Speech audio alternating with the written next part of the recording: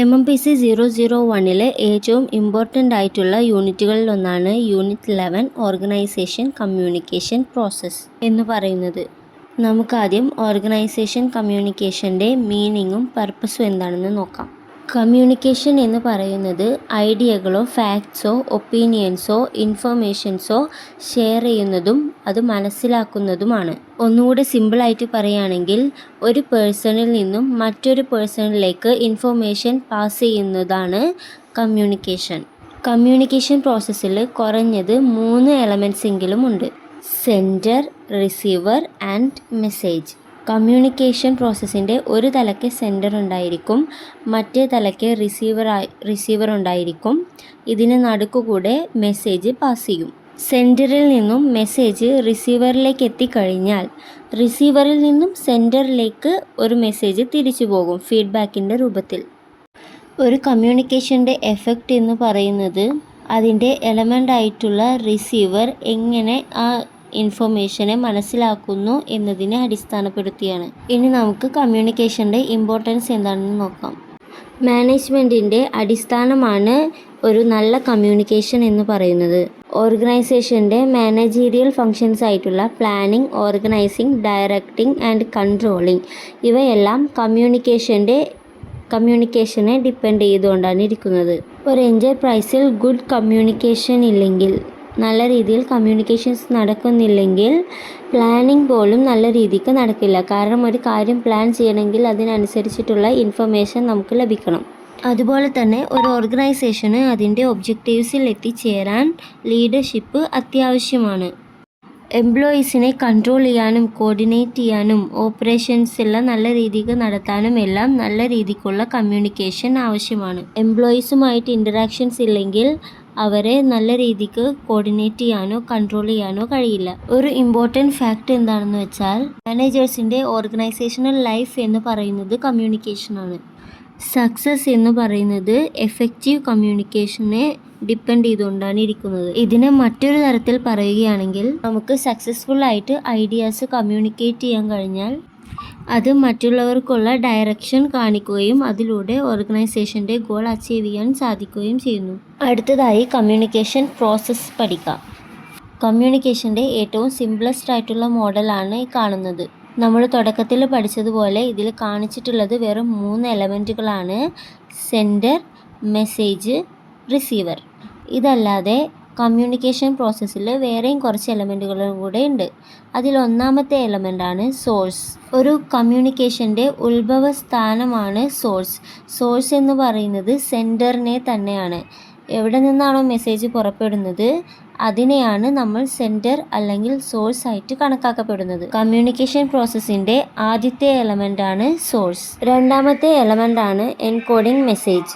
സെൻഡറിന് pass ചെയ്യാനുള്ള information അത് ഏത് രീതിയിൽ വേണം, അതായത് ആംഗ്യരൂപത്തിൽ വേണോ, സംസാരിക്കുന്ന നമ്മൾ വേർഡ്സിൽ വേണോ, അതോ റിട്ടൺ ഫോമിൽ വേണോ എന്നതൊക്കെ തീരുമാനിക്കുന്ന പ്രോസസ്സാണ് എൻകോഡിംഗ് മെസ്സേജ്. മൂന്നാമത്തെ എലമെൻ്റാണ് ചാനൽ.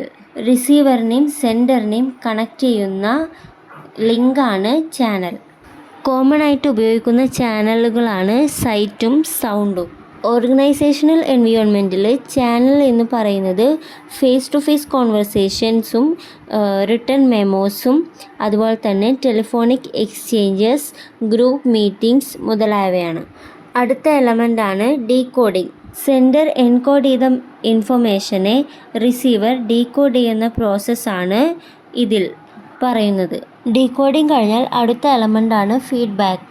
ഫീഡ്ബാക്കിൽ പറയുന്നത് റിസീവറിൻ്റെ റെസ്പോൺസാണ്. റിസീവറിൻ്റെ റെസ്പോൺസിനെയാണ് ഫീഡ്ബാക്ക് എന്ന് പറയുന്നത്. ഫീഡ്ബാക്കും കൂടി ഉണ്ടെങ്കിലാണ് ഒരു കമ്മ്യൂണിക്കേഷൻ്റെ 2 വേ പ്രോസസ്സ് കംപ്ലീറ്റ് ആവുന്നത്. റിസീവറിന് ആ ഇൻഫർമേഷൻ മനസ്സിലായിട്ടുണ്ടെന്ന് സെൻഡറിന് അറിയണമെങ്കിൽ ഈ ഫീഡ്ബാക്ക് അത്യാവശ്യമാണ്. അടുത്ത എലമെൻ്റാണ് നോയ്സ്.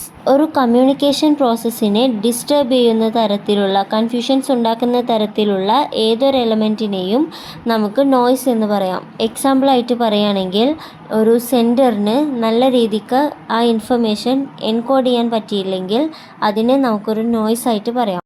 അതുപോലെ തന്നെ സെൻഡ് ചെയ്യുന്ന ഒരു ഇൻഫർമേഷൻ കറക്റ്റായിട്ട് കേൾക്കാനൊന്നും പറ്റുന്നില്ല എന്നുണ്ടെങ്കിൽ അതിനെയും നമുക്ക് നോയ്സ് ആയിട്ട് പറയാം.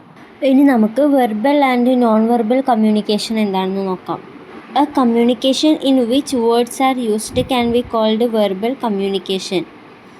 അതായത് വേർഡ്സ് ഉപയോഗിച്ച് നമ്മൾ കമ്മ്യൂണിക്കേറ്റ് ചെയ്യാൻ വേണ്ടി വേർഡ്സ് ആണ് ഉപയോഗിക്കുന്നതെങ്കിൽ അതിനെ വെർബൽ കമ്മ്യൂണിക്കേഷൻ എന്ന് പറയും.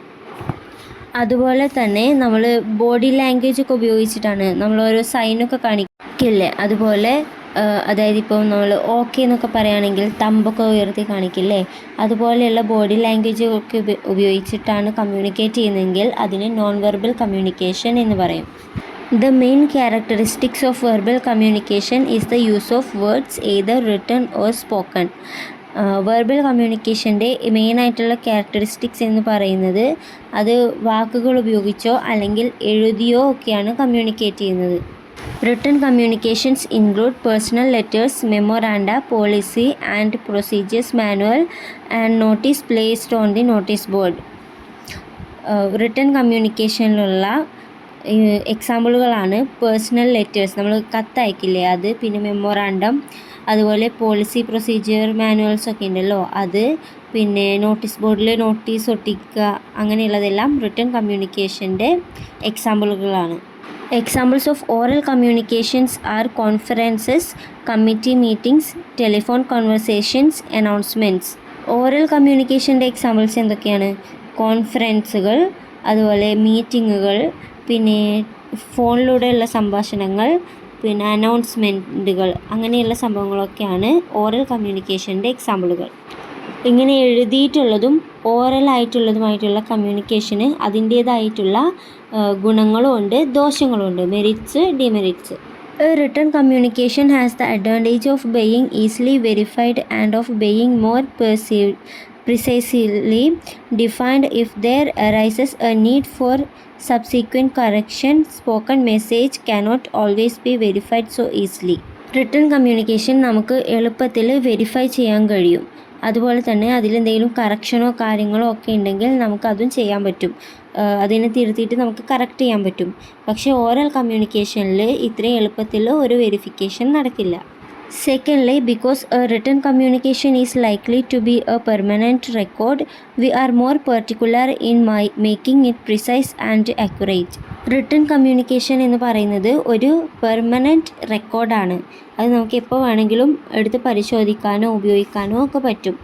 Thirdly, lengthy and complicated messages are better understood if they are put in writing. It would be difficult to understand and retain a lengthy message if it were only in oral form. ഭയങ്കര വലിയ മെസ്സേജോ കോംപ്ലിക്കേറ്റഡൊക്കെ ആയിട്ടുള്ള മെസ്സേജൊക്കെയാണ് നമുക്ക് communicate ചെയ്യാനുള്ളതെങ്കിൽ അത് പെട്ടെന്ന് മനസ്സിലാകാൻ വേണ്ടി, നല്ലപോലെ മനസ്സിലാകാൻ വേണ്ടിയിട്ട് അത് റിട്ടൺ രൂപത്തിൽ കമ്മ്യൂണിക്കേറ്റ് ചെയ്യുന്നതായിരിക്കും ഏറ്റവും ബെറ്റർ. റിട്ടൺ കമ്മ്യൂണിക്കേഷന് ഇത്തരത്തിലുള്ള ചില അഡ്വാൻറ്റേജസ് ഒക്കെ ഉണ്ടെങ്കിലും കുറച്ച് ഡ്രോബാക്സും കൂടെ ഉണ്ട് അതിന്. അതെന്തൊക്കെയാണെന്ന് നോക്കാം.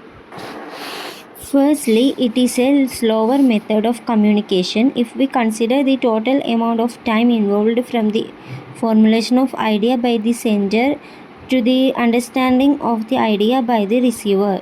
റിട്ടൺ കമ്മ്യൂണിക്കേഷൻ എന്ന് പറയുന്നത് ഒരുപാട് ടൈം കൺസ്യൂമിങ് ആയിട്ടുള്ള ഒരു പ്രവൃത്തിയാണ്. ഓറൽ കമ്മ്യൂണിക്കേഷനിലാണെങ്കിൽ നമുക്ക് കൺവേ ചെയ്യാനുള്ള മെസ്സേജ് ജസ്റ്റ് പറഞ്ഞാൽ മതി. പക്ഷേ ഇതിൽ നമ്മൾ എഴുതി ഉണ്ടാക്കിയിട്ടൊക്കെ വേണം, എന്നിട്ട് അത് അടുത്ത ആൾ വായിക്കണം. അപ്പോൾ ഇതൊരുപാട് ടൈം കൺസ്യൂമിങ് ആയിട്ടുള്ള ഒരു പരിപാടിയാണ്. Secondly, despite the fact that a greater degree of preciseness is aimed at while preparing a written communication, there is always a possibility of ambiguity or lack of clarity creeping in, leading to a misunderstanding on the part of the receiver. Written കമ്മ്യൂണിക്കേഷനിൽ ഒരുപാട് കൺഫ്യൂഷൻസും കാര്യങ്ങളൊക്കെ ഉണ്ടാവാനുള്ള സാധ്യതയുണ്ട്. ചിലപ്പോൾ നമ്മൾ misunderstand ചെയ്യപ്പെടാം. അതായത് നമ്മൾ എഴുതിയിട്ടുള്ള അതേ ഇമോഷനിൽ തന്നെ ആയിരിക്കണം മറ്റൊരു വ്യക്തി അത് മനസ്സിലാക്കുക എന്നുള്ളത് നമുക്കറിയില്ല. അതുകൊണ്ട് തന്നെ മിസ്അണ്ടർസ്റ്റാൻഡ് ചെയ്യാനുള്ളതും ഒരുപാട് കൺഫ്യൂഷൻസ് ഉണ്ടാക്കാനും ക്ലാരിറ്റി കുറവുണ്ടാക്കാനും ഒക്കെ റിട്ടൺ കമ്മ്യൂണിക്കേഷനിൽ സാധ്യതയുണ്ട്. Lastly, over reliance on written communication can lead to too much of paperwork in the organization. This is not only consume time, money and energy but also indicates a lack of trust among the employees of the organization. Written communication ഓർഗനൈസേഷനിൽ ഒരുപാട് paper വർക്കുകൾക്ക് കാരണമാകുന്നുണ്ട്. ഇത് ഓർഗനൈസേഷനിലെ ടൈമും മണിയും എനർജിയും ഒക്കെ consume ചെയ്യുന്നതിന് പുറമെ എംപ്ലോയീസിൻ്റെ ഇടയിലുള്ള ഒരു വിശ്വാസവും ഇല്ലാതാക്കുന്നു. Although an organization cannot function without written communications of various kinds, yet by far the greater percentage of information is communicated orally. ഒരു ഓർഗനൈസേഷനിലെ കമ്മ്യൂണിക്കേഷനിൽ ഏറ്റവും ഗ്രേറ്റർ പെർസെൻറ്റേജ് ഓഫ് ഇൻഫർമേഷനും കമ്മ്യൂണിക്കേറ്റ് ചെയ്യപ്പെടുന്നത് ഓറലി ആണ്, അതായത് വേർഡ്സ് ഉപയോഗിച്ചിട്ടാണ്. It has been observed that managers spend 60 to 80% of their work time in oral communication. Managers അവരുടെ work ടൈമിൽ 60 മുതൽ 80% വരെയും ഓറൽ കമ്മ്യൂണിക്കേഷനാണ് ഉപയോഗിക്കുന്നത്. Oral communication has the merit of being more rapid. Generally, the spoken word is a quicker and less complicated way of getting one's idea across another person. Oral കമ്മ്യൂണിക്കേഷൻ്റെ ഒരു ഗുണം എന്ന് പറയുന്നത് അത് പെട്ടെന്ന് നടക്കും. നമുക്ക് പറയാനുള്ളത് അങ്ങോട്ട് പറഞ്ഞാൽ മതി. അതുപോലെ തന്നെ അതിൻ്റെ ഫീഡ്ബാക്കും അപ്പോൾ തന്നെ കിട്ടുന്നതുകൊണ്ട് അത് വളരെ റാപ്പിഡായിട്ട് നടക്കുന്ന ഒരു പ്രോസസ്സാണ്. Again, it offers a potential of two-way communication flow and therefore less possibility of misunderstanding the communication. നമ്മൾ പറയുമ്പം അതിനുള്ള മിസ്അണ്ടർസ്റ്റാൻഡിങ്സും കൺഫ്യൂഷൻസും എല്ലാം ഒഴിവാക്കപ്പെടുന്നു. The creation of a less formal atmosphere and generation of fellow feelings are the additional advantages brought about through oral communication. Oral communication formal അറ്റ്മോസ്ഫിയറിനെ കുറക്കുന്നു. Oral കമ്മ്യൂണിക്കേഷന് ഇത്രയ്ക്കും ഗുണങ്ങളൊക്കെ ഉണ്ടെങ്കിലും അതിനുമുണ്ട് ഒരു ഡ്രോബാക്ക്. കാരണം ഇപ്പോൾ വലിയ ലെങ്തി ആയിട്ടുള്ള ഡാറ്റയോ അല്ലെങ്കിൽ കോംപ്ലിക്കേറ്റഡ് ആയിട്ടുള്ള ഡാറ്റയോ ഒക്കെ ആണെങ്കിൽ അതിങ്ങനെ വേർഡ്സിൽ ഓറലായിട്ട് പ്രസൻറ്റ് ചെയ്യുക എന്ന് പറയുന്നത് ഭയങ്കര ഡിഫിക്കൽട്ടായിരിക്കും.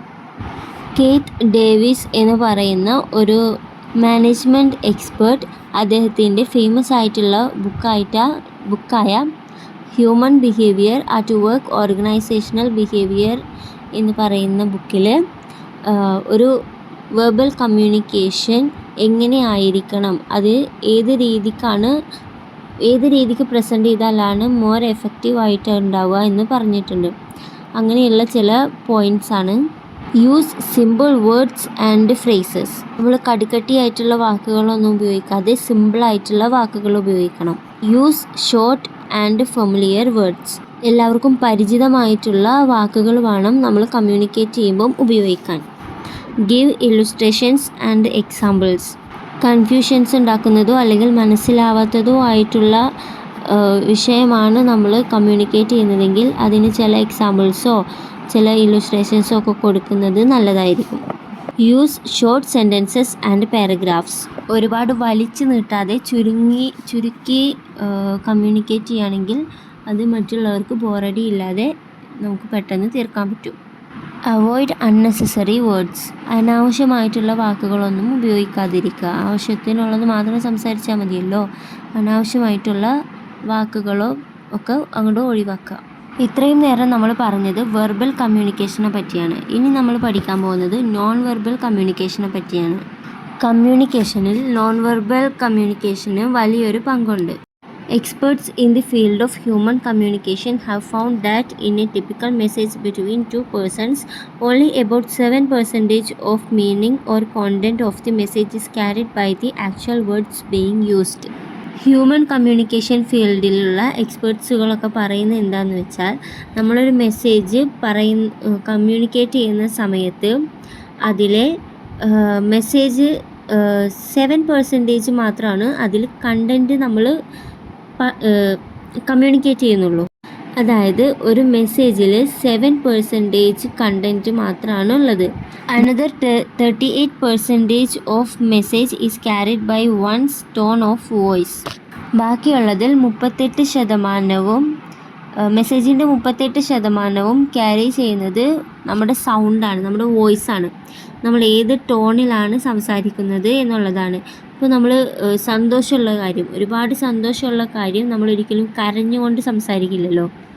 അതുപോലെ നമ്മുടെ വോയിസാണ്, നമ്മുടെ ടോൺ ഓഫ് വോയിസാണ് 38%, മെസ്സേജിൻ്റെ 38% ക്യാരി ചെയ്യുന്നത് നമ്മുടെ ടോൺ ഓഫ് വോയിസ് ആണ്. The major part of 55% of content of the message is known verbal form, in other words, in the form of our physical attitude going along with our verbal message. ഒരു മെസ്സേജിൻ്റെ major part 55% നമ്മൾ non verbal ആണ് carry ചെയ്യുന്നത്. അതായത് നമ്മുടെ body ഗെസ്റ്റേഴ്സ്. ഇത് ഏതൊക്കെയാണെന്ന് നോക്കിക്കഴിഞ്ഞാൽ, hand shake, നമ്മളൊരു ഹലോ എന്നൊക്കെ പറഞ്ഞ് ഹാൻഡ് ഷേക്ക് ഒക്കെ കൊടുക്കുകയാണെങ്കിൽ അത് ഒരു ബോഡി ഗെസ്റ്ററാണ്.